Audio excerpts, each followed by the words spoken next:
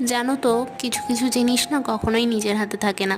তুমি যতই তোমার দিক থেকে একটা জিনিসকে জোড়াতাপ্তি লাগানোর চেষ্টা করো না কেন, অপর প্রান্ত থেকে কিন্তু জিনিসটা ভাঙাই রয়ে যায়। মানুষের যখন তোমাকে আর প্রয়োজন হবে না, ঠিক তখনই তাদের নিজের পার্সোনাল স্পেস, কেরিয়ার, পড়াশোনা সব কিছুর চিন্তা মাথায় আসবে। আর যখন তোমাকে তাদের প্রয়োজন হবে, তখন তাদের পুরো পৃথিবীটাই যেন তোমাকে ঘিরেই। ছোট থেকেই মা বাবার কাছে শুনে এসেছি যে কাউকে কষ্ট দিয়ে বা কাউকে ঠকিয়ে কখনো আগে এগোনো যায় না, কিন্তু বড় হওয়ার সাথে সাথে বুঝলাম যে পৃথিবীতে সবচেয়ে খুশি সেই মানুষগুলোই থাকে যারা মানুষকে ঠকায়। আজকের ভিডিওটা হয়তো একটু নেগেটিভ হয়ে যাচ্ছে, কারণ প্রচন্ড নেগেটিভিটির মধ্যে দিয়েই আমি যাচ্ছি, আর এই জন্যই আমি এখন রেগুলার কোনো ভ্লগ বানাতেও পারি না, আপলোডও করতে পারি না। যাই হোক, আমি একটা খুব বড় সিদ্ধান্ত নিয়েছি।